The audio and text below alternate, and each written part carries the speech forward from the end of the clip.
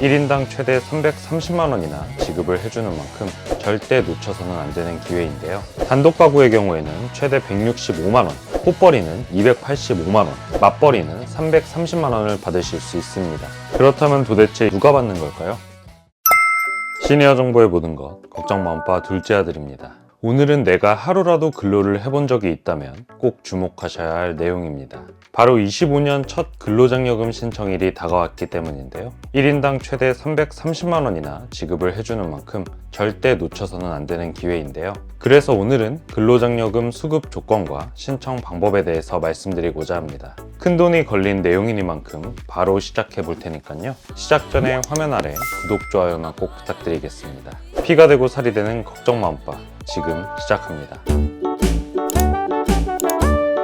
먼저 근로장려금이 뭐지? 모르시는 분들도 계실 거예요. 그래서 제가 아주 간략하게 설명해 드리겠습니다. 근로장려금은 현재 일을 하고 있지만 소득이 적어 생활이 어려운 경우 지원금을 지급해주는 제도입니다. 근로자도 되고 사업자도 됩니다. 근로자나 사업자가 속해 있는 가구원 수와 소득 정도에 따라 근로장려금을 산정해서 지급해줍니다. 따라서 보통 지원금이 소득이 없어야 받을 수 있는 것과 달리 근로를 하루라도 해야 받을 수 있는 지원금이라고 보시면 됩니다. 그렇다면 도대체 이 근로장려금은 누가 받는 걸까요? 수급 기준에 대해서 말씀드리겠습니다. 먼저 본인 가구의 유형부터 파악을 하셔야 하는데요. 1인 단독 가구일 경우는 총 소득 기준 금액이 2,200만원 미만이어야 합니다. 그리고 호벌이 가구의 경우는 3,200만원 미만이고요. 맞벌이 가구의 경우에는 3,800만원 미만까지 수급 가능합니다. 단 2025년 정기 신청부터는 맞벌이 가구의 소득 제한이 4,400만원까지 600만원 늘어납니다. 따라서 5월에는 그동안 간당간당하게 못 받으셨던 분들은 꼭 신청해 주셔야 합니다.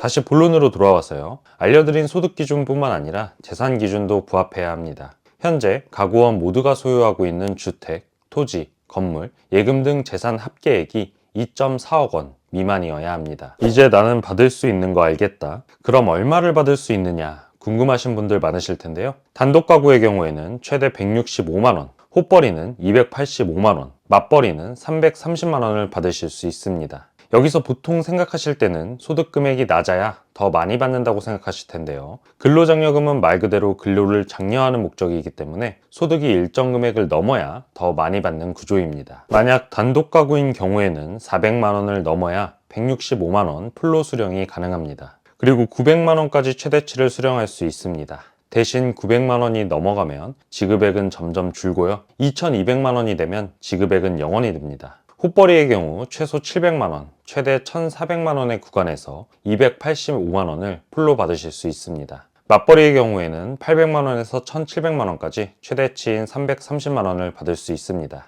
이렇게 소득 구간별로 지급액이 달라진다는 점 꼭 기억해 주세요. 이제는 신청 기간 및 방법에 대해서 말씀드리겠습니다. 먼저 신청 기간입니다. 근로장려금은 1년에 총 3번 신청을 할 수 있습니다. 정기 신청 1번, 반기 신청 2번입니다. 이번 25년 3월은 24년 하반기 소득에 대한 반기 신청을 하실 수 있습니다. 따라서 위에 말씀드린 기준대로 신청 조건에 부합한다고 하시면 3월 17일까지 꼭 신청을 해주시면 됩니다. 신청 방법은 크게 3가지로 구분할 수 있습니다. 첫 번째는 ARS 전화 신청입니다. 신청 가능 시간은 6시부터 24시까지이고요. 이 시간 안에 1544-9944번으로 전화를 걸어서 안내에 따라 신청해 주시면 됩니다. 두 번째 방법은 모바일이나 PC를 통해 홈택스에서 신청하시는 방법입니다. 홈택스에 접속하셔서 신청해 주시면 됩니다. 마지막으로는 서면이나 모바일 안내문을 받으신 경우 인터넷으로 신청하실 수 있는데요. 서면 안내문의 경우 안내문에 삽입된 QR코드를 스마트폰으로 스캔하여 신청하시면 됩니다. 모바일 안내문을 국민비서, 네이버 전자문서 등으로 받으셨다면 모바일 안내문에서 클릭하여 바로 신청이 가능합니다. 자, 오늘은 3월의 월급, 근로장려금에 대해서 알아봤는데요. 오늘 말씀드린 내용 꼭 기억하시고요. 3월 17일까지 꼭 신청해서 받아가셨으면 좋겠습니다. 또 아직 근로장려금에 대해 잘 알지 못하는 분들이 있을 수 있으니 주변에 카톡이나 밴드 등으로 널리 알려주시면 좋겠습니다. 오늘 영상 도움되셨다면 구독, 좋아요, 알림 설정 꼭 부탁드리겠습니다. 감사합니다.